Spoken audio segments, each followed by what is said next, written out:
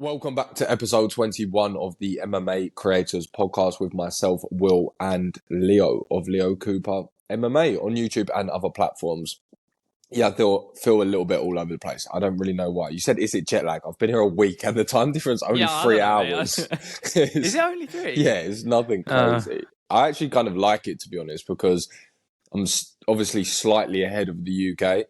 So it actually works for me a little bit better in regards to getting my workout and posting times. I'm a little bit ahead of everyone back home. So it gives me a 3-hour buffer, which I kind of like. Yeah, it's nice. I also kind of like that you can go into the supermarket and you can give them a whole piece of fruit and they can chop it up and dice it for you. So I just bought a whole melon. I bet you love that. Bought a whole melon for £2. Actually, for anyone listening that doesn't know, Will is currently in Abu Dhabi after filming for Nathaniel Wood, who fought just this weekend gone. UFC 294, which we'll obviously get stuck into a minute. But I wanted to know just what was the experience like? I mean, I know you're not leaving until tomorrow, right? But to my knowledge, so just give us a rundown. What's the culture shift been like? Yeah, finish? Man. Well, yeah, just chime in. Whatever you feel. It's interesting because obviously the people I'm with in regards to Nathaniel and then the corner of his dad, Ash and Brad, they're such veterans in the game that nothing is new to them. So nothing is new, nothing is shiny, nothing is exciting. So it's very much business as usual. And I mean that in regards to, I've seen sometimes people go and it's sort of cool new experience and things, but they've all done this a million times, that it's very much just got a job to do, know what I want to do, and get on with it, if that makes sense. Which is kind of nice. And Nathaniel's fought Abu Dhabi before, right? Yeah, a couple of times, right? Yeah. So it's not even a new location necessarily. So it was all very much, sort of a job to do was the vibe. Yeah. Which I anticipated, of course, and I wasn't coming out here for a holiday whatsoever, but just to give you an idea of what it sort of looked like. There's a lot of, in truth, on his side of things, there's a lot of just waiting around almost on fight week. You have a couple of obligations. Yeah, you have a couple of obligations at the start of the week in regards to doing media and a few interviews and whatnot. But because it was quite a heavily Muslim card and a lot of Russian fighters on it, of course they took precedence. So all of those guys were obviously sort of spearheading the media, if you like. So Nathaniel didn't have a ton to do in that regard. So a lot of the weeks... And also all the heavy lifting's done. So as I say, just, all the preparation's done. There isn't none of that. That's the thing about fight week. I think it's... Yeah. I mean, if you ask me, if I said to you last week, when you talked about watching your mate in Bournemouth, when he was fighting and there's just so much waiting around. Yes. And I just felt I couldn't stand that because I just, you get inside your own head like massively. And a whole week of doing that because all the work's done and you're just waiting to get in there. I imagine that's probably, obviously we can't relate to that as someone like Nathaniel can, but I think you can imagine what that's like, just almost a mental battle to struggle and deal with. I don't know if he gave you any insight into that at all. If out of curiosity, if he did or didn't. Yeah, but... No, you're spot on with that because obviously, like you said, it's a lot of waiting around. And one thing that Brad mentioned, which I actually put in my most recent videos, he said typically when fighters, or in this regard, Nathaniel, cut into bantamweight, obviously the cut is a lot more extreme. So all week you're worrying about sweating and your weight and getting your weight down. But the catch-22 to that is moving up a weight class and not having that issue as much is then that focus and that thought and that energy then goes to your opponent, necessarily not the weight cut, if that makes sense. So you're always, like Brad said, you're always going to be worrying about something. And it's a long week in truth. It doesn't sound a lot from sort of Monday or Tuesday till Saturday, but it is a long week. Obviously, in the middle of that, we had the weight cut, which I went and done a few rounds with him with the weight cut in regards to the sauna and whatnot. Obviously, I wasn't depleting myself of hydration nor food. So I can't relate to it entirely, but was in the sauna for a few rounds with him and whatnot, which was interesting to sort of just see that process up close and personal to actually I will say, be there for that. Because obviously I did a video on weight cuts just the other week. And I was going to include a clip of Chris Cyborg's. I did talk about her, but I don't know if you must have seen that video a while back that ESPN did on her weight cuts, and it's so brutal to watch, and it's just like she's like crying and like in pain, and I was like, I literally didn't end up putting it in the video because it sort of struck a chord with me. It was so distressing, and obviously that's the real extreme end of it. And obviously Nathaniel's cutting for featherweight now, so it's not too big of a job, but it still just shows you the work these guys have to put in, week in, week out, to just make that walk and get inside the cage. It's so much effort that goes into it. Like that's what's happening. Yeah, exactly. It's not, you're killing your body by doing that.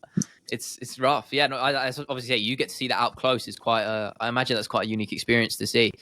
I mean, obviously you're gonna have to do all the storytelling and the yarn spinning here, you know. Yeah, no, distressing is one thing that someone else actually mentioned, to be honest, when they saw the videos, because I documented the whole thing. Couldn't use my full camera because of the steam in the sauna, but managed to use my phone and document it. But yeah, distressing is a word someone else actually used. But like you said, what's happening? You are dying. You are dying. You are depleting your body of nutrients, mostly. And then, of course, hydration. And then you're sitting in the sauna and sweating it out. And, of course, for him personally, the cut isn't as extreme as it was to bantamweight. But there was still a fair amount to shift. And the truth is, everyone's body is quite different. So some people can get in a sauna and they can sweat out a couple of kilos in literally no time whatsoever. And then some people, it takes a little bit more to draw out of them. So it's more... It's very much just a mental battle. It's very much a mental battle on how people deal with it mentally and make it easier. There's little tips and tricks to sort of alleviate some of the pain. I think sometimes just having people around you, having people in good spirits is always sort of a plus. Sure. But yeah, that was interesting. And then just alluding to the rest of the week, a lot of time spent in the fighters' hotel mainly. And really nice hotel. A lot of cool stories, I imagine. You know what? The thing is, it's just quite chill. Like, yeah, I mean, people are just normal, isn't it? Yeah, it is chill, and you got to remember that I'm with Brad as well, who's obviously very, very well known. Yeah, of course. Right in the UFC, so every other second someone's coming up to him, whether it's Bruce Buffer, whether it's Michael Venom Page. Obviously, he comes down to the gym quite often, so the whole team knows him quite well. But there's there were a lot of people there, quite big names that are genuinely fans of him as well as Nathaniel, you know, which is kind of strange. So yeah, obviously it's a tricky one because I'm there to document and I'm there to capture. But it's fun. It's fun. Like you can't forget that. It can be both, you know. It can be work and leisure at the same time. It's not necessarily where I was going with it. It was more so I want to document and I want to capture what's going on. But there's just such a big part of me that I know what you mean. Just doesn't allow myself to get close to when I feel like a fanboy, if that makes sense. Yeah. I just can't do it. I just cannot do it. I don't know what it is. And whenever it even gets close to that borderline, I just don't even want to... How close did you get? Who was it in particular? No, just like anyone. I know what you're saying. Anyone and everyone. There was just certain times that I didn't even want to document because I didn't want it to seem like, oh, I'm filming, you know, if that makes sense, which is stupid. You seem like a bit of a, because you it's my just job. want to be like just a guy. Yeah, you just want to be a person. That's my job. It's more, that's a conversation for another day where that stems from. I get what you're articulating, yeah. I want to know though, just quickly, what I know you mentioned to me that you had a conversation with Paul Felder. Yes. And I was saving anything you had on that for this because I was really curious. How long were you having a chat with him for? Was it like just a brief good 10 conversation minutes, or was minutes, it? Yeah. Oh wow, okay. Yeah. To be honest, what was that about? It probably could have went on. We was getting into quite a good little conversation. It probably could have gone a little bit long, or it could have probably gone a fair bit longer. I was just kind of, you know, it was the day before the fight, so I didn't want to take up too much of his time. Yeah, of course. I wanted to keep it short. He's there for a job as well. Yeah, exactly. I mean, he was at the bar. He was having a little, looked like a ginger ale. I don't know what it was. It might have been 1, 2, 3, 4. Yeah, it might have been non-alcoholic, but I saw. You know what it was? It was more so. I went over to a couple of people throughout the week just to introduce myself or say hello or whatever it was, but only if they were not inundated by fans. So when I saw Paul Felder, it was just tucked in the corner of the bar, and he was just chatting to, I think, just a couple of fans that had t-shirts on and whatnot. And I wanted to give him a comic. So that's obviously. Oh yeah, no, we'll get onto that as well. Which is an easier, yeah. So for a little bit of context for anyone that doesn't know, I work with a friend and myself, obviously, and I designed a comic book to take out there and just to give out to a few people, just a nice little memento and whatnot. So yeah, this is what I did with Paul Felder. So I went up to him. He was almost like by himself. So I was like, okay, cool. I don't mind having a conversation. But if there were 1,000 people trying to get photos, no, I know you don't want to. Which was the case when just as I left. So there was a bit. Oh yeah, yeah. Mate, he honestly, every time I saw him or he walked past me, he's with. I mean, you can't. It's obvious, isn't it? Yeah, of course. Many people. It was ridiculous. It was even one point where we were sort of. It was weird. We were sort of crossing the same. It was like just a narrow space between the table and the chairs and whatnot in the lobby, and I walked through before his team had sort of like come out of the corner, if that makes sense. Yeah. And then, like, as I've done that, a stampede. Honestly, a stampede has just like walked past me, like, zoom, as if I wasn't even there. And I was just like, what just happened? There was like 100 people. It was so bizarre. But it's interesting to sort of see people's different approach to the fight week, because you've got people like that, Hamza Chimaev, who are accompanied by 1,000,001 people, a huge entourage. And then you have people like Johnny Walker, who I saw every single day, just by himself. Just by himself, chilling. It does not surprise me. Just walking around, just him being him. Pretty chilled, pretty laid back. Never seemed to be with anyone. So it was quite interesting to sort of see the different approaches. But yeah, had a chat with Paul Felder. Just can't even remember. Nothing even majorly specific. Nothing majorly interesting. Just one of them, just general chatter. I don't like talking fighting too much with those people. So of course, because it's the same with us though. That's why I say like. Because we even get when anyone who's around the fight game, regardless of whether you're in the cage or not, you know, it's when it becomes your job and the thing you're doing in week in week out, you don't, you know, it's there. I mean, that's with any sort of passion. You lose a part of it that comes with the innocence of that thing.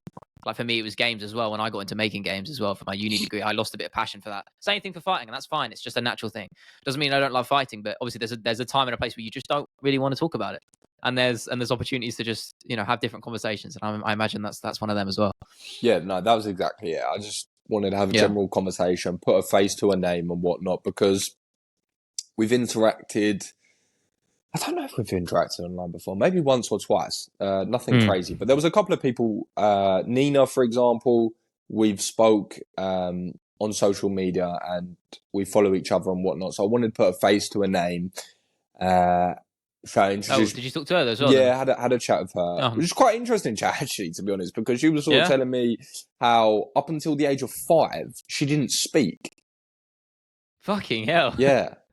And she speaks a lot now. So this is it, right? And I mean that in a nice way, of course, not in a. I saw a post that she'd done the other day, and it was just on her story, and it was saying how after all these interviews, she always gets migraines because it's not very natural to her. It's not natural at all, and that doesn't seem that way, does it? Yeah, well, I don't know, you know, because I look at things very differently now, because I've sort of seen and heard a few people in not necessarily just the fighting industry, but these sort of jobs.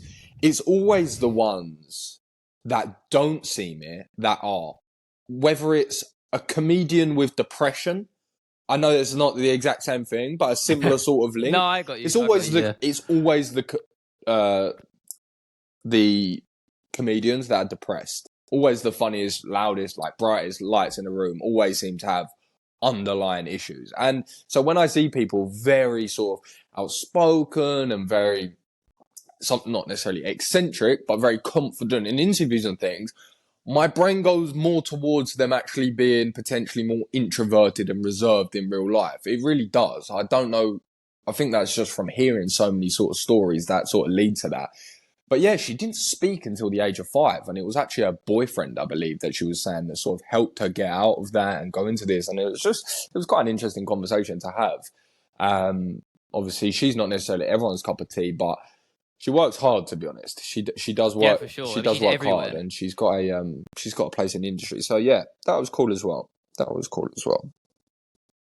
Any other ones in particular? I know I keep throwing at you. It's almost No, like no, no, I'm no. Fire as interviewing you many a little bit, questions but as you want at I'm me. genuinely really curious. No, Did fair. you As I many know you questions as said you I want. know this is probably a no because I feel like you probably would have mentioned it to me, but did you ever get the comic to Dana White? Since that was Didn't see. you just couldn't get Did your not hands see on it. Dana. Yeah, He weren't in the fighters' hotel. interesting. I thought he was going to be in the penthouse potentially of the fighters' hotel. So actually, That wouldn't surprise me, would it? I'll give you one story. It was actually pretty funny. So I didn't really, again, I didn't want to collar him just because of the situation. But I was going to meet Brad, who was just coming from Nathaniel's room or vice versa, and he goes, "Oh, someone was just banging on the fire escape." Oh And, no! Yes, yeah. and you I got you. can't. I know where this is going. Obviously, you can't open the fire escape, right? From the inside. So he was like, "Oh, someone's just banging on the fire escape, asking me to let them in." And I was like, "Nah, sorry, mate, don't know who you are." And as he's telling the story, the person is walking down the corridor. So we're looking. So I'm talking to Brad, and the person is walking down the corridor behind him as he's telling this story. And he said the person's there, just like banging on the window, And he's like, "Nah, sorry, mate, can't do that for you." Just like laughing. And I go, "Who was it?" And as the fella's walking, he's in a little bit of a distance. It was Daniel Cormier. So DC was just like strolling down the Oh my corridor. God. I'll tell you what, he looks slim in real life. He's he's lost. How tall is he?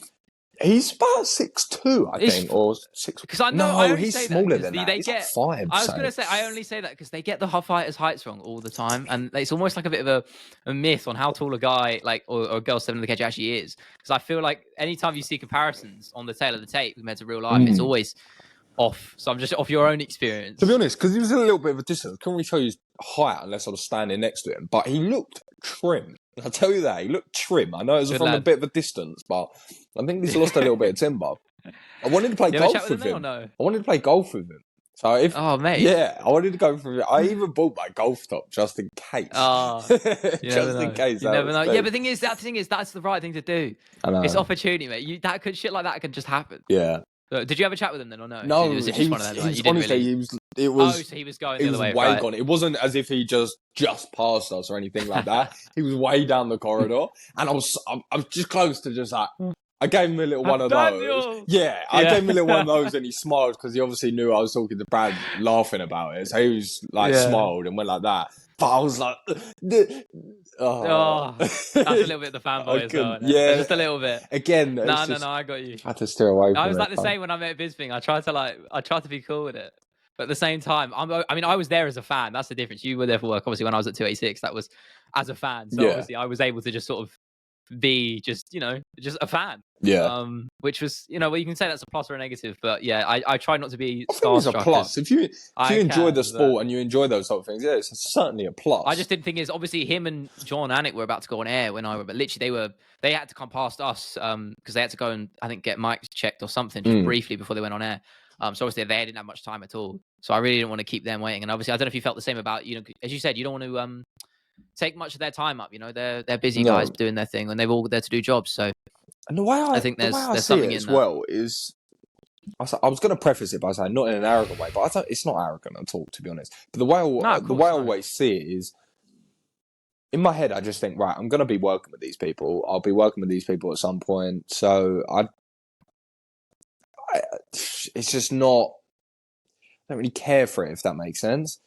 In my head, I'm going to be. I'll do an interview with them or some piece of work or whatnot. So not really. Podcast, podcast, whatever it may be. So I actually had last one on that. I met a couple of people in the sort of media space as well from Red Corner MMA. So we did a little bit of work together as well, which was kind of cool. So they're a Russian outlet. That go to you potentially would follow them on, would have seen. I don't know if I follow them, but I've definitely seen that stuff. Yeah, did a little work with them and James Mystery.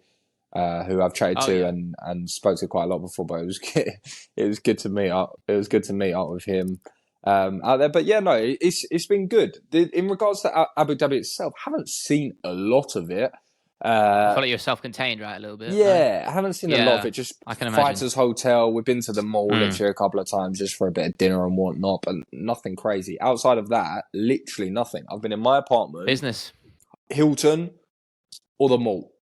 Literally, that is Yeah. it. And because I've been getting to theirs for the morning, spending the day with them till the evening, getting home and it's been 11 p.m. Then I'm working on my own stuff till sort of 3, 4 a.m., if that makes sense. Trooper. So yeah, literally not. The only day I had free was today. And I put my eye mask on and I said to myself, I'm not setting an alarm Rest. today. Yeah, I was like, I'm not setting an alarm. Yeah, I didn't either, actually. So I've gone to the shops, which is next to me. I've gone to the shop next to me. I bought a ridiculous amount of snacks and I've just napped and That's what watched I a like to bit hear, of mate. Netflix and done a bit of work. So yeah, Lovely. That's a decent day. not a Not bad bad, day. but obviously I do want. I know we said we're getting to the fight, so Yeah, I of just want to course. touch on what was the experience like. Obviously, Nathaniel Wood didn't get the win, which was really unfortunate. Yeah. Obviously, I was watching it live, and obviously you were there in the arena, of course. But obviously, I think we both know our stances on the refereeing in that fight. I don't think that needs any explanation for those who don't know. Numerous fence grabs, low blows, Stopping the glove grabs as takedown. well, which I didn't see afterwards. Yeah, and no point deduction, which obviously cost Nathaniel quite a bit. But in terms of the actual fight, what I did worry about going in, I knew obviously Naimov was big. And Nathaniel was naturally quite a small featherweight, so that was obviously going to be an issue. I did worry about Nathaniel's defensive sort of capabilities. He hasn't having a sort of tendency to get caught in that pocket and those exchanges, and that obviously did end up happening in that first round, as much as he did end up rallying back as well. But for me, I had it. If you take the point deduction into account, I had it as a draw. I don't know how you felt about it immediately afterwards. I remember I think thinking if the point deduction should have been, I had it as a draw. I remember thinking live, thinking that was a draw.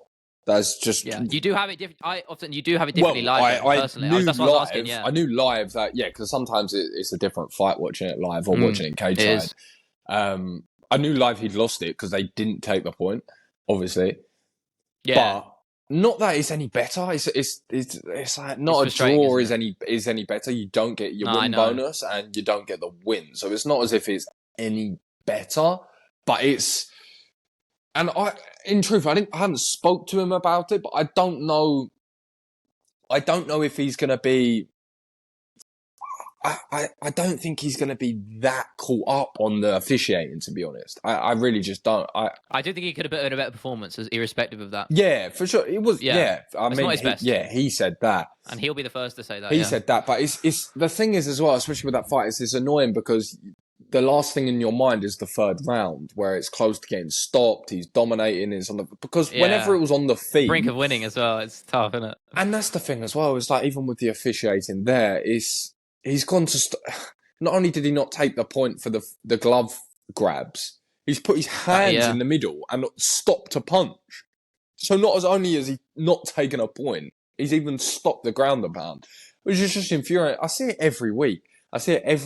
Where they don't take a point, and it's just painful. So seeing 1, 2, 3, I don't 4, think we should debate too much about that because obviously that's a conversation you can have every bloody week, as you say. But I think just looking at the performances, I did think the odds were quite large per se. That's no disrespect to Nathaniel. I thought I didn't expect them to be that wide because I knew Naimov had good knockout power, and obviously the size advantage was something I was always thinking about going into that fight. I did think Nathaniel would have the capabilities to win that though on the feet, and he was. I think, to be honest, for the majority of that fight on the feet, he was winning. It was just obviously in those grappling exchanges, that second round, he ended up losing pretty soundly. But the thing is as well, it was just a tough one to watch, wasn't it? It was just hard. The thing is as well, it's frustrating. Like, if you take last thing I was saying it was like this with we'll come on to the other fights, and it was like this actually with a couple others. We sit here and it's a loss, obviously, and that's what it is. But however, in an alternative world, that point gets taken, and there is in the second round, I believe it is, there is a one takedown with 0 offensive damage, which just swayed the round. If I'm not mistaken, that happened in the Usman-Chimaev fight as well. Exactly, that's exactly what I'm referring to. And I was talking to my friend about that, about the scoring when we were watching that happening. I was like, they might just give that to Chimaev because of the takedown. Correct. Even though they've changed the scoring criteria, it doesn't. Judges they don't still seem to care about that anyway. No, but it can still swing it. Yeah. If it is that close, I know for a fact that they get swung on those things, and that's the annoying thing, right? Because ifs, buts, and maybes, of course, but it's exactly. Yeah. It's a big. It looks so big and it's so red.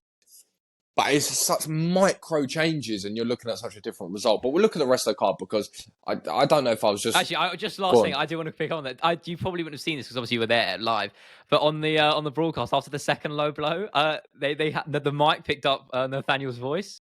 You might have seen this if you watched it on YouTube. But he basically told the whole crowd to fuck off, and it picked up perfectly on the broadcast. It was quite funny. Even the commentators got a laugh at it as well. Mate, yeah, obviously he's frustrated, but it was funny to watch. But I can understand. It's so frustrating. The crowd sometimes. But you're in enemy territory, man. No, it weren't that. It weren't that. It was just flipping annoying. Like the crowd for the Victor Henry one, the crowd kept booing, and I'm just sat there thinking, you're all morons. Like, what are you even booing at? And I wanted that fight to go ahead more than anyone. Like, I'm a big fan of KHABIB Basharat. We spent, to be fair, didn't mention them, but we spent not a lot of time with them, but spent a fair amount of time sort of around them just because we was in the training rooms at the same time with them. And of course, they know Ash and Brad very well because they train at the gym back in London. So obviously, I wanted to watch that fight anyway. And it's just, there's some things that you can fake, right? And it's very easy to tell sometimes when someone's buying an extra 10, 20 seconds. And if, you know what, if it's illegal, you're allowed to do that. That's playing the game. Yeah. That's playing the game. But just listening to the whole arena just boo as the fellas just... It is frustrating. The whole card, I'll be honest. Whole card, I know you said you enjoyed it, and I don't know if I was being... I've lit the fuse. Yeah, I don't know. It was a bit of both. It was the frustrating moments for sure. I didn't like any of it. Like the Johnny Walker stoppage. I just hate it's just ridiculous. I was so miserable. I've never been so miserable watching the UFC. Obviously, Nath was quite early, so I got set off on a bad mood. And then I honestly, I was just sat there. And I'm sitting there thinking, right, be grateful. I'm in a fortunate position. I've got amazing seats. I had a perfect view. Couldn't have been much closer. All of this. And I'm just sitting there thinking, I just couldn't have been, I could not have been less interested. In truth, I didn't even really want to be there. I just didn't. And I'm only really there. I get you. Just because I'm like, right, okay, Volk's here. I can't not. If it was anyone else, I may have actually left. And the Chimaev Usman fight, Charles Oliveira's fight, and you're being there. Let's not be around the bush. Yeah, for sure. But I get what you mean. I mean, to be honest, the Hamzat fight was actually more engaging than I thought it was going to be. Really? That third round was great. When I messaged you and you was, I thought the card was really good. I thought, am I just being miserable? But like, what did you watch? I didn't think it was exciting in the slightest. I thought it was fun. In parts, like the Alice Guerrero finish was great. Flying knee. Oh, come on, Matt. That was a great finish. It was a last-minute fill-in of a geezer who's 40. That was always going to happen. Like I literally turned to the finish. I mean, I'm talking about the actual performances. You know, regardless of the. That was a good knockout. The fellow I'm sitting next to, he was like, "Oh, how do you think this one's going to go?" I went, "He's going to knock him out. Like, there's no other way. He's going to knock him out, and it's going to be pretty brutal." Wally Alves, like the clues in the name, War. He's been in a few of them. He's getting called up last minute's notice. To be honest, I think it would have pieced up. I think it would have pieced off the French fella. What's his name? Imavov. I think it would have pieced him up as well. To be perfectly honest, I agree. I think it would have been harder. But Alice Grove's good, and Wally Alves was always going to be too slow, too old, and too weathered to be in there much longer than 2 rounds.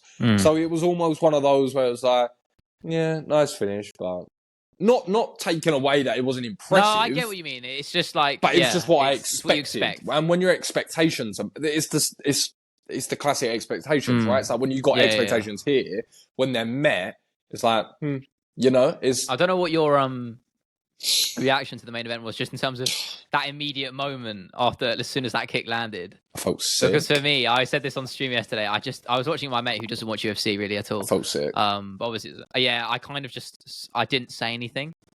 I just sat there and then watched him like fall, and then as soon as I think it was Mark Goddard pulled him off, I just sort of I don't know. I sort of put my head in my hands and I didn't really say anything for a minute or so, trying to process. I mean.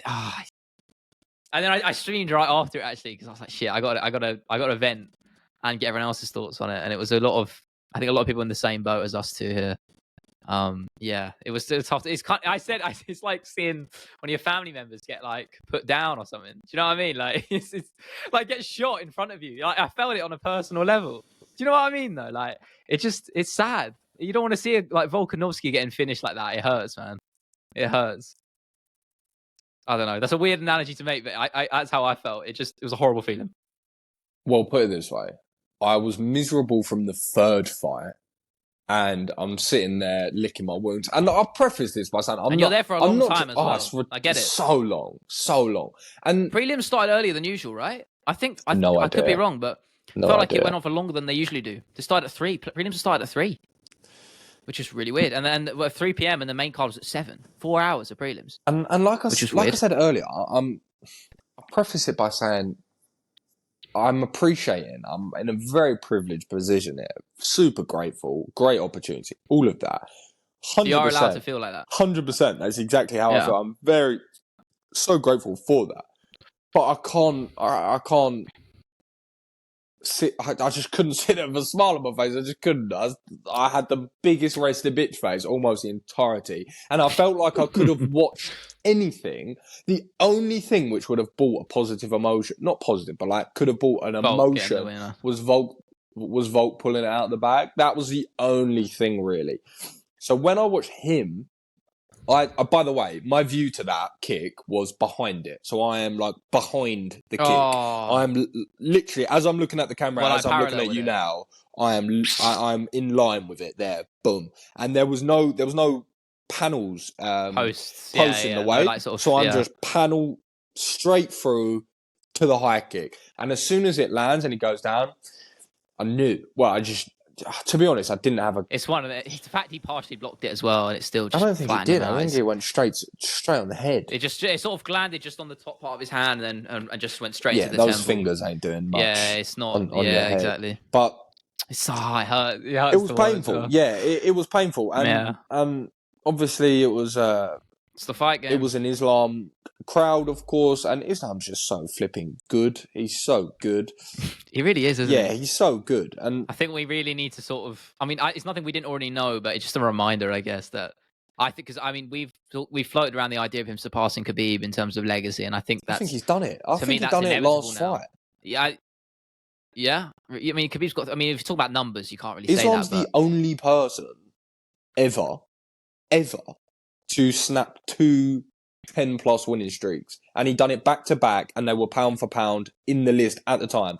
Volkanovski and Charles Oliveira. And now that he's beat Volk again, he's like... Yeah. I'm not talking about fighters and this and this and this. I'm just talking about just cold hard stats, legacy. I'm just looking at him. Just watch him fight, yeah. Khabib, as much as Khabib is just awesome. Incredible and an unbelievable competitor and all the amazing things he's done, he never beat 2 pound-for-pound fighters on the spin.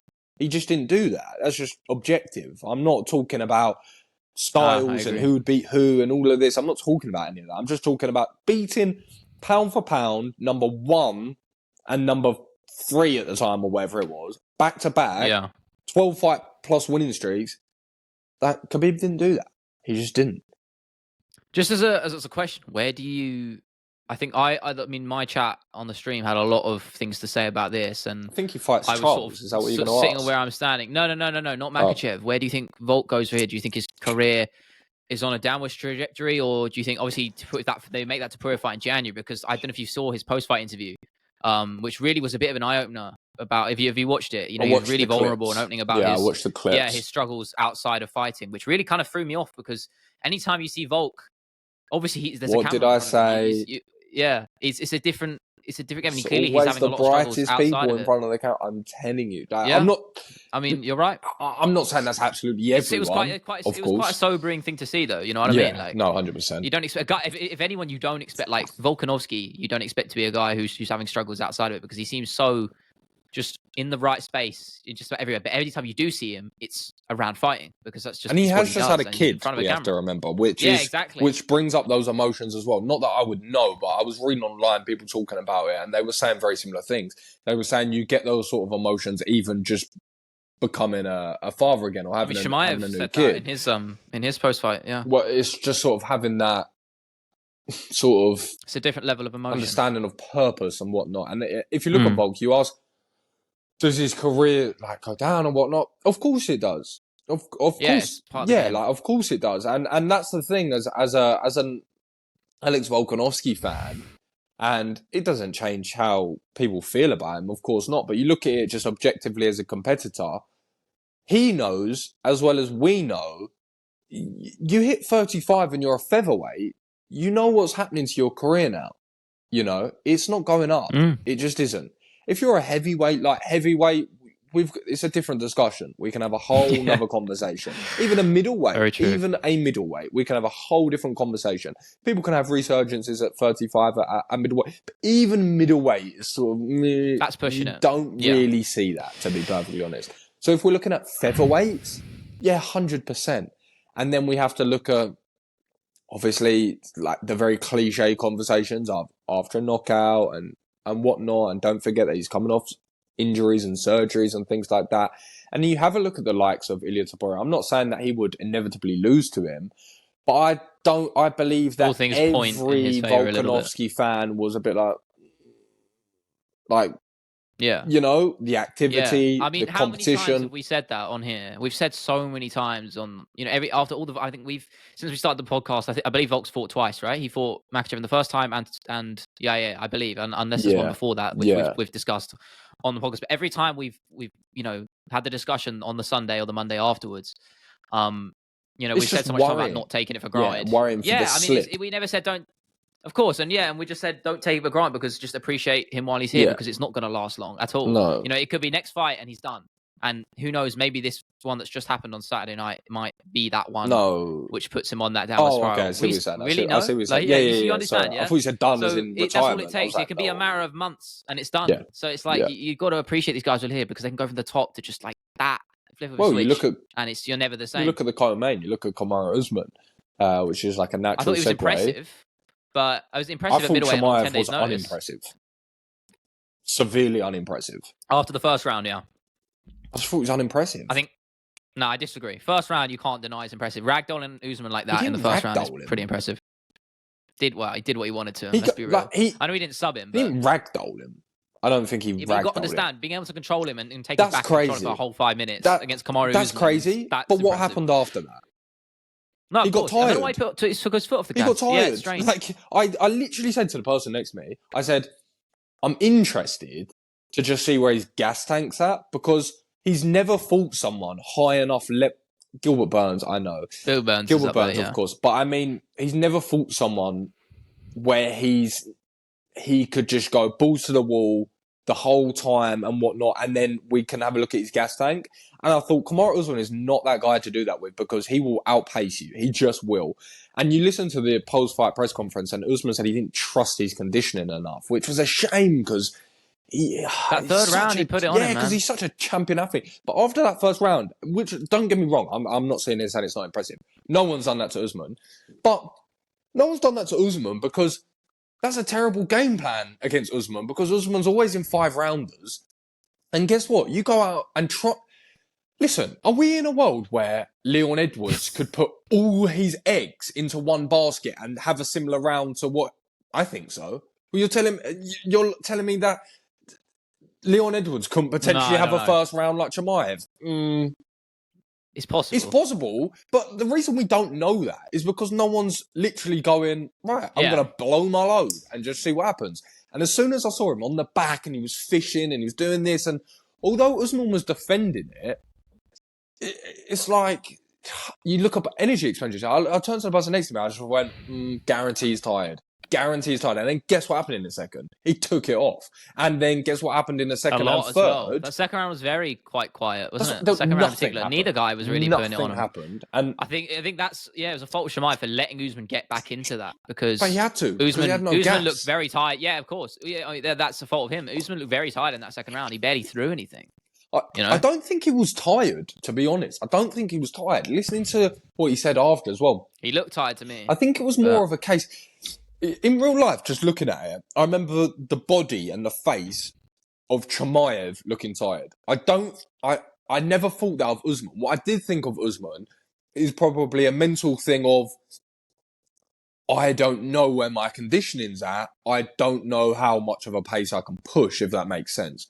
I don't think he was tired because then you look at him in the third, and Kamaru Usman goes 5 rounds in that fight, even on short notice. I don't think he knew it at the time, but he could have done. And I don't want to be that guy of like, oh, if it goes 5, we know I would have ended. But I think that is going to be the narrative. And he said that in his post-fight interview as well. That's going to be the narrative because it has to be. It just has to be. It is impressive at that age as well. 10 days Keep in mind. And being over the hill. Yeah. I was very impressed. I can't lie. I think the rounds are a lot closer to score than people think. And the moment I was waiting, I thought it was going to be a draw. As soon as Bruce Buffer says the word judge as the first word. Yeah. And that's when you know it's either a split or a majority or a draw, right? And I was like, oh shit, it's really going there. And I thought that could be a possibility because every time I was looking at the rounds, it's obviously round 1 doesn't need any. I mean, there is a narrative there. It could be 10-9 or 10-8. I thought it was a 10-8. You could go either way. I had it at 10-8 as well. It has to be. It has to be. I wasn't really sure. I gave it to Chimaev more in the sense that there was more outcomes where he would have won on the scorecards in terms of whether way you score it. Just, it was always going to be. I think Chimaev was always his fight to lose there by the end of it. It has to be. Yeah, not a lot of damage though. That's why. It doesn't matter. We're questioning. He got control the entire 5 minutes. It was the entire 5 minutes. I gave Usman for the third for sure. I think it was the obviously that takedown. Was the takedown in the second or the third? I can't remember, but you're right. It was only It was only close. A fraction of a takedown, and we're looking at Kamaru Usman winning that fight. And then he's fighting for a belt. And he's fighting for the belt, and that's at a weight class he's never fought at, by the way. On 10 days' notice, Chimaev has fought at middleweight, whether it was only once or not, but he has fought there. And I remember watching that fight, and I was talking to James about it, and he mentioned that Sean Strickland said on the Schmoes talk or whatnot that he got submitted by Chimaev, I believe, in training. Yeah, okay, but go put a 5-round championship fight in with Sean Strickland. The first thing I thought when I saw that fight was Sean Strickland will beat Chimaev. Like, he'll cardio him, mate. Yeah, not cardio him. He'll outstrike him. He'll just outstrike him. Chimaev's striking, and I'm not saying it being super critical. I thought it was gonna. He leaves a lot open, doesn't he? I thought it was gonna be because it's been such a long time since we've seen him. And he was looking sharper on the pads, and he was looking better in training. I just thought we was going to see a much more polished version. But he does overextend in the pocket still, and he does sort of get his head down and swing recklessly sometimes just still. And I'm just thinking, I'm looking at him and thinking, when's the last time he fought on the back foot? Never. Even against Gilbert Burns, he didn't really fight on the back foot. He just 8 shots going forward. He would fight on the back foot against Sean Strickland after the second. The first round could look like that. That was the point I made in the when we were just discussing our predictions. I said if Usman's going to win it, it'll be on the feet. He needs to keep it standing and put Hamzat on the back foot, as you say, because he's uncomfortable there. It's what Burns exploited, and it's what obviously Usman ended up doing in that third round in particular. Really started pressing him back and luring Hamzat into that sort of pocket, because I think you give that a few more minutes, I think Usman maybe even gets a finish there. I don't know. I don't want to go crazy, but you can't swing like that against Usman, because I think Usman was getting the better of you. He's got more power. Pocket exchanges. He's got more power. I think he would have caught him. I really do. He's got more power. For sure. Yeah, I was impressed. I feel for Usman, but I was annoyed he didn't get a post-fight interview as well, because you could clearly tell he was waiting in the cage. There was so much. It went on for so long. There was just not enough time. Yeah, I know. So long. Great speech, though. I got to say, he won me over a little bit. Speech. Obviously, we can touch on that. That got me a little bit in my feels a little bit. It was a very good speech. Caught me off guard. I wouldn't have expected that from Chimaev. In fantastic English. Yeah. Yeah, very true. Very true. In great English. And obviously, I made that point earlier you said about Volkanovski having his kid and stuff, and it brings a different sort of level of reaction and emotion to the game. And obviously, I said Chimaev was the same thing. I think he made a very interesting point. Obviously, he was talking about I think it was his son or his daughter, I can't remember which one, who just had a kid back home. And it brings, as you say, it's a different mental war you have to take in there when you and leave outside the cage, I think.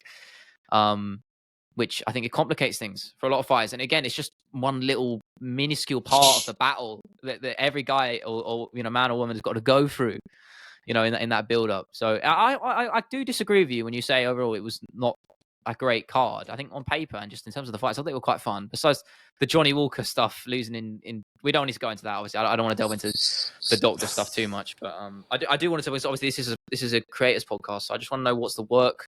And I know we've kind of delved into that for you, I suppose. But I mean, in terms of the actual technical side of things, in terms of working and content, what's that been like for you adapting into, in Abu Dhabi and trying to get your stuff out? It's the first time, so it's not. Obviously, it's just sort of learn on the fly a little bit. Yeah, there's a couple of. The difficult thing is obviously throughout the day is obviously filming and sort of with the team and whatnot, and then the difficult bit is then coming home at 11 p.m. and then having to just get foot on the pedal. there's there's sort of No rest. small limitations I've found, which is I sort of knew I should have done this, but I just couldn't fit it. Is lighting. I cannot get good lighting here. Mate, it looks fine. No. It looks okay, me just talking to you here on a call. But for some of the contents that I create, I need a good ring light. Okay. I need a very prominent ring light, which is just my face, and which I just haven't got. And even just naturally on some videos, I've seen just so slip off the boil just because of like small things like that. So I know that sounds like a bit stupid, but that is one of them. Yeah, it's just, because it's obviously new. I guess it's just sort of balancing both, really. So it's, obviously you learn each time, and there's a lot of things that the next time I do it, I'll do differently, just in regards to preparation, how I'd sort of do it, and definitely more that I could have done, on my own side of things, to be perfectly honest. But apart from that, it's been a good week. It's been good to sort of, as well as, obviously spent quite a lot of time with Ash and Brad, so it's been good to sort of get a real insight into the sport, not just more so we've sat down and we've had sort of really pick their brains about different things that they've done, running promotions and things like that. Yeah, I mean, even the five minutes I spent, when I was obviously went down to GBTT with you, and even those 5-10 minutes or however long it was with Ash, that was just insightful.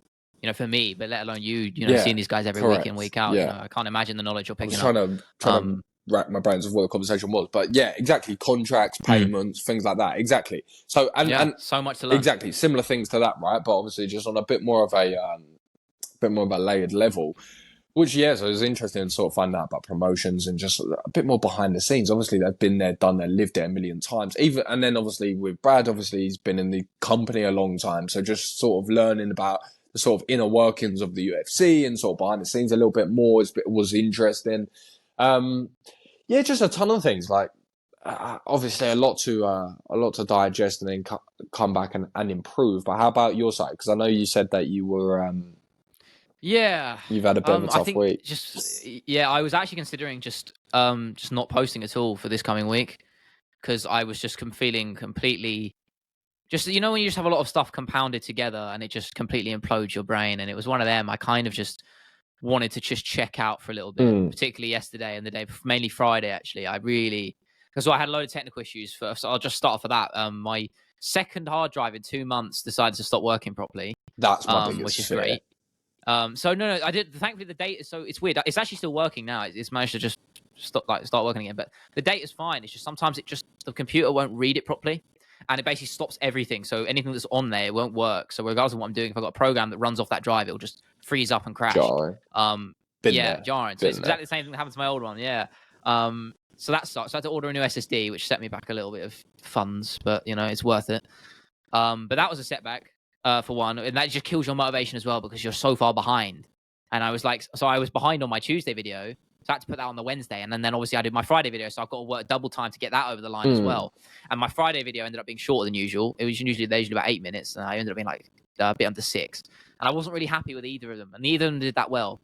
And I was just sitting there and then obviously that demotivates you as well, right? So I was like, shit, this is just, such a shit week. On top of a load of just, where your brain just, creates awful scenarios and just goes to the worst outcomes of everything. And it just, it wasn't a great time. So I was trying to get into streams as everywhere. I was constantly thinking about, making the time to do that, which I do enjoy doing, obviously. But again, I've said before how much I don't like working to schedules, and times it's difficult for me to do, because I just feel like it invites pressure on myself. So I was struggling with that as well. It's just getting to grips with all these new, ways of life, and weekly patterns. And it was a lot of things going on, and it was a struggle. So yeah, I mean, obviously I was proud I got the stuff over the line, but it's just, I think reflecting on that stuff, especially when your content doesn't do well, it's just like, why do I sometimes you just question why I'm even doing it.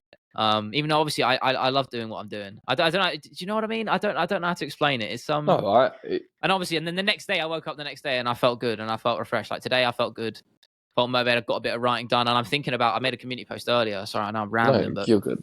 So I think what I'm going to do is I'm going to instead of doing 2 videos a week, I'm going to scrap that. I'm going to go back to 1 a week, but I'm going to invest that time equally now, the same amount I'm doing now. So, the same going back to what it used to be 1 video a week. It's 1 video a week, but longer, more in depth, better edited, something I could be far more proud of. You know what I mean? So like those 12 to 16 minute long videos, which are much polished, because I don't feel like I give myself the time to do that and really create what I'm super like. I can know every time I put a video out, I know it could be better, and I know that's never really going to change. But I know there's always something missing, or I wish I could do more. And I think doing one video a week would probably give me a chance to polish that a little bit more and do it better. So I think that's the avenue I'm going to go. Obviously, that doesn't change this. I'm still going to be streaming every day and do the pod. But I think, what would you say? You know, obviously, since you're in the space as well, obviously, how would you feel about that being a route to go down? I think with anything that we do, not just in this space, but just in general, if you have an idea or concept or something like what you're doing, you're never going to start off with the perfect recipe. You have to iterate. You have to. So sometimes that just invites lulls. And that's another thing as well, is it is so normal and it's so common to just have lulls. You're going to have times where it's just you feel like your back's against the wall a little bit, or, oh, why am I even doing this? Or, oh, I'm not seeing the progression I want to see, or, oh, I'm not seeing the result I want to see. But it's like, yeah, that's the beauty of it, because that's exactly what it happens. But the difference is, it's like the difference of who become quote unquote successful, however you determine that, is people that encounter those small setbacks or bigger setbacks, whatever it may be, they stop. Oh, okay, I don't want to buy an SSD card. You know what? I actually don't care that much. I can't bother to do this. Oh, I'm not that bothered. They stop then. They stop. Of course. As long as you don't stop, it's just a time. It's just a time game, right? So you're inevitably it's just changing the route. Yeah, it's just going down a different it's path. what it's like I'm trying to look at it. Old. I always mention it, but it's so true. It's like just the old Buddhist wisdom, like Naval Ravikant always says. It's like if you give specific knowledge, if you take specific knowledge, and spend enough time leveraging that over a long enough period of time, you'll get what you deserve. So on a 10-year span, you're obviously going to have setbacks, whatever that may look like, whether that's poor performing video, SD card breaks, hard drive breaks. And I can relate to that in regards to I've had... Yeah, we talked about equipment breaking last week. Mate, we literally brought it up. I got here and then it ended up happening. And flipping, I was so cocky because I bought everything, remembered everything. I was like, yep, never goes the way you want, man. What did I forget? My SD card reader to my laptop. So essentially it was the final piece of the jigsaw, essentially. So I had to go and buy one. And it's not necessarily something breaking, but those things happen every single time. So coming back to what your question was, is you have to, the thing with what you've just done there is like, you have to appreciate that what you did was correct. Because it's trial and error. You don't know what the end result is, so you don't know what you should do in the meantime. So should you have tried to do 2 a week? Yeah, 100% you should have tried to do 2 a week. If you felt at the time, oh, I want to do 2 a week. Now, if it's a month down the line and you think, you know what, change of direction, I want to put more energy, more focus, more attention into one. I'm spreading myself too thin. That's the problem I think I'm realizing I'm having. This is the thing. They call it boiling the ocean, right? If you try and boil the ocean, you're never going to be able to sort of achieve something. So if you look at YouTube creation, it's always a good idea. If you want to get the best version of what your work can produce, just logically, doing 1 or doing 2, what's going to achieve that? Well, doing 1 is going to achieve that. It's like, that's very, very common sense. However, you don't know that until you've done that in regards to you may want to do 2. You may be happy to compromise a little bit of the quality, and doing 2 is actually more fulfilling, very enjoying, and you get to mix it up more. You may do, and I anticipate this, I'm going to put it out there, you may go to 1 a week and then feel a little bit down the line, you know what, I actually kind of want to do one where I can just sort of voice over one a bit more sort of candidly and it's not crazily edited that's what I was and things doing like for that. my Tuesday stuff, but I just wasn't really proud of them. You know what I mean? I feel like they didn't deserve to. I mean, to be honest, none of those Tuesday videos have ever done particularly well. And I was like, you know, they might be easier to do and a bit more relaxed and I don't have to worry too much about them, but they're not something I'm particularly like proud of in the same, like the Leon Edwards video, for example. That for me I felt a real sense of pride that I haven't with any of my other content. By making that, and that's because I spent a lot more time and invested a lot more sort of effort into it, in terms of cultivating a story and telling and editing. Like I was really proud of that, and I had this. It's one of the few videos, and the Adesanya one as well. They're both the 2 videos I really put the most effort into, just because I was doing experimenting, and I was really proud of them. And I haven't felt that way with a lot of my other content, and that's really the crux of it. I think that's where I need to keep going. I think I need that sense of pride and conscience, which I haven't been getting recently with my content because I do feel like I'm kind of putting it out because I feel like I'm pressured to, or I need to. You know what I mean? And I'm not saying I don't think the videos are bad or anything that I'm making. I just like there's a less sense of like this is really fucking good, you know, compared to my other stuff, like the But Leon there's your Edwards one, as I answer said. then. So yeah, exactly. Yeah. There's So your I think that's answer. where I'm probably going to move as well. I did do, as I said, I did the community poll on it, and it's overwhelmingly agreeing with me. So we'll have to see. I think that's probably where I'm going to go this week. Actually, I'm writing now. I'm doing a video on like sort of practitioners of different disciplines and stuff. You know, All you can I haven't sort really of do got a there, title on it, but all you can sort of do there after you've tried something new is saying, what is sustainably better for me? How am I going to enjoy that more? I'd enjoy doing one and being prouder of it. And also, second to that is like, what do my community think? What do people watching this think? Are they thinking, oh no, we really love the cheese? Or are they like, yeah, you know what? One is still a lot a week. That's more than most people. We're still more than on top of the streams and the exactly. podcast, We're yeah. more than happy to watch that, and we would prefer it. We would enjoy whatever you enjoy. So you sort of got your answer, but you're never going to get that unless you try something different. And you know what? It could have went the other way. You could have massively loved it. They could have took off. You could have really enjoyed the freedom of getting to do that Tuesday video, but you have to do it to find out. So that's what it comes down to. So exactly, it's just reps, man, trial and error. It's just everything's trial and error because you don't know. The thing is, it's like when you don't know what the end thing is, the only way you get there is trial and error. You know, there's like quite literally it. And I speak from experience just in regards to myself. It's like I have no idea what the end looks like. So I just try and do everything. So I guess that's all we can do really, isn't it? Yeah. Yeah, I think we'll wrap it up there. We're just under the hour mark.